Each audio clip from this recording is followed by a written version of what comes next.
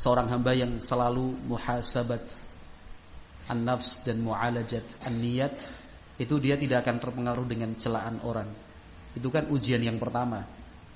Dia dicela, dicaci maki, ya, dicemooh, dimusuhi, dibenci. Dia bisa survive, tetap semangat beribadah. Tidak mempengaruhi semangat dia sedikit pun. Tetap semangat.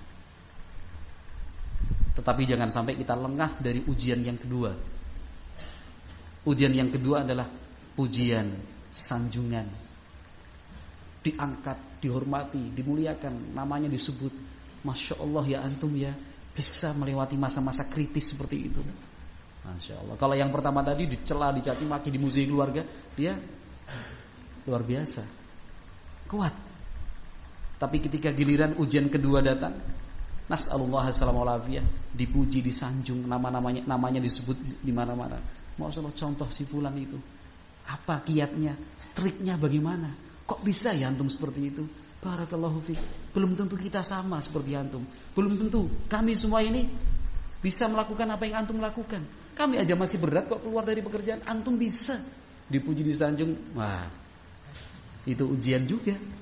Ketika disanjung, dipuji, kita apakah bisa tetap membumi, tidak membumbung tinggi begini? Tidak. Dia nisbatkan, dia pasrahkan itu semua Allahu Azza wa Jalla yang memberikan taufik. Nah, saya hamba yang lemah, Allah yang mengatur, Allah Subhanahu wa taala yang menetapkan. Ini anugerah dari Allah Subhanahu wa taala.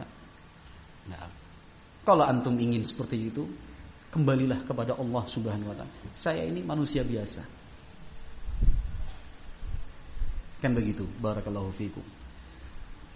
Sehingga pada akhirnya memang apa yang disebutkan oleh Imam Sufyan Ats-Tsauri, bahwa tidak ada hal yang lebih berat untuk aku lakukan dibandingkan koreksi dan mengevaluasi niat agar tetap ikhlas, itu benar yang beliau sampaikan. Barakallahu fikum.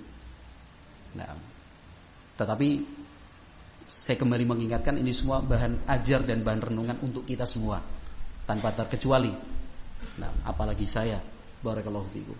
Seorang sahabat, Buraidah ibnul Husayb radhiyallahu anhu, disebutkan oleh Imam Adz-Dzahabi rahimahullah. Saya lupa dalam tarikh Islam atau Syiar Alamin Nubala. Beliau, yaitu Buraidah ibnul Husayb, menyatakan, syahidtu Khaybar fakuntu mimman sa'ida thulmah hatta ru'iya makani wa alayya thawbun ahmar fama a'lamu anni raqibtu dhanban a'zama alayya minhu min dhalik. Ini bentuk ketawadhuan seorang sahabat radhiyallahu anhu. Kata Buraidah ibn Husayb, saya termasuk orang yang ikut bertempur dalam perang Khaybar, mengepung benteng Yahudi, perang benteng Khaybar. Wa kuntu mimman sa'ida thulmah. Bahkan saya termasuk sahabat, termasuk prajurit yang naik, berusaha naik ke benteng itu melalui tembok benteng. Hatta ru'iya makani, sampai saya bisa dilihat oleh orang banyak. Waktu itu saya menggunakan pakaian yang warnanya merah, artinya mencolok, kelihatan orang lah. Begitu. Menyesal Buraidah ibn Husayb radhiyallahu anhu. Kata beliau, setahu saya tidak pernah melakukan dosa di dalam Islam lebih besar dari dosa saya waktu itu. Al-Imam Adz-Dzahabi menjelaskan yang dimaksud oleh Buraidah bin Husayb adalah asyuhrah. Akhirnya dikenal itu. Ini bentuk ketawaduan dari sahabat Rasulullah sallallahu alaihi wasallam. Nah, itu juga ujian keikhlasan dalam aktivitas dan keseharian kita, ya kan? Ketika kita semangat untuk beribadah, semangat untuk berdakwah, ini tetap bukan sebatas semangat saja, tapi pasti ada batu ujiannya. Batu ujiannya di situ. Mau tidak mau orang akan kenal kita. Mau tidak mau orang akan melihat dan menyaksikan kita. Mau tidak mau nama kita disebut dalam tiap-tiap bidangnya. Meskipun itu bagian parkir, logistik, ya, bagian tulis menulis, mempersiapkan surat administrasi, semuanya pasti namanya di situ disebut. Ini fulan bagian ini, yang bagian ini mesti alan. Nah, akhirnya itu tadi asyuhrah. Nah, ketenaran, popularitas. Nah, Itu pun sudah dianggap oleh sahabat Buraidah bin Husayb sebagai sebuah kesalahan. Nah, beliau menilainya sebagai sebuah kesalahan. Kenapa? Ketakwaannya yang sangat tinggi, radhiyallahu anhu. Nah, maka nas'alullah at-taufiq wal hidayah. Kita pun terus ya belajar, terus belajar.